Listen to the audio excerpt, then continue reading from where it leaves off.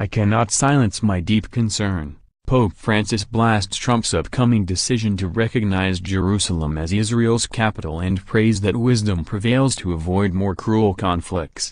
Pope Francis has said he cannot silence his deep concern ahead of an announcement by U.S. President Donald Trump in which officials said he will recognize the disputed city as Israel's capital. Trump is due on Wednesday to set in motion the relocation of the U.S. Embassy to the Jerusalem, senior U.S. officials said, upending decades of U.S. policy and risking further violence in the Middle East.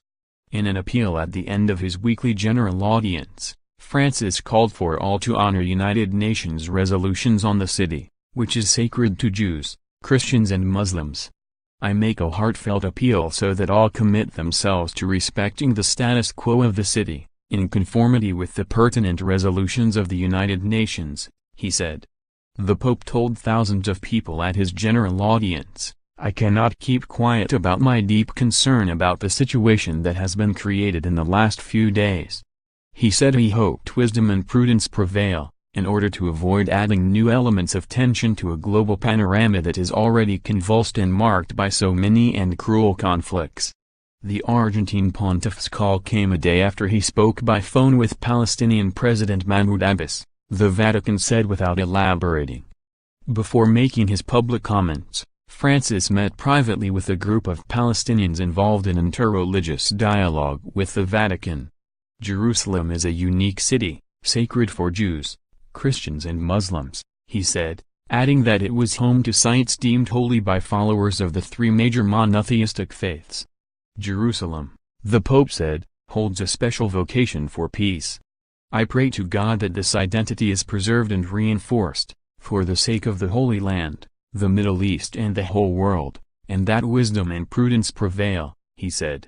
The pontiff added that maintaining the status quo was important in order to avoid adding new elements of tension to an already volatile world that is racked by so many cruel conflicts.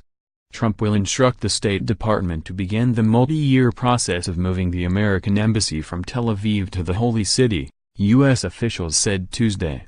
It remains unclear, however, when he might take that physical step, which is required by U.S. law but has been waived on national security grounds for more than 2 decades. The officials said numerous logistical and security details, as well as site determination and construction, will need to be finalized first. Because of those issues, the embassy is not likely to move for at least 3 or 4 years, presuming there is no future change in U.S. policy. U.S. officials, along with an outside advisor to the administration, said they expected a broad statement from Trump about Jerusalem's status as the capital of Israel. The president isn't planning to use the phrase undivided capital, according to the officials.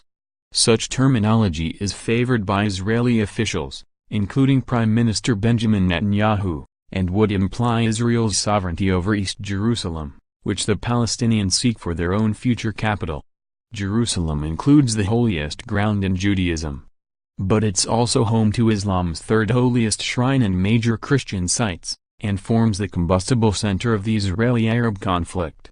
Any perceived harm to Muslim claims to the city has triggered volatile protests in the past, both in the Holy Land and across the Muslim world. Within the Trump administration, officials on Tuesday fielded a flood of warnings from allied governments. The Jerusalem Declaration notwithstanding, one official said Trump would insist that issues of sovereignty and borders must be negotiated by Israel and the Palestinians. The official said Trump would call for Jordan to maintain its role as the legal guardian of Jerusalem's Muslim holy places, and reflect Israel and Palestinian wishes for a two-state peace solution.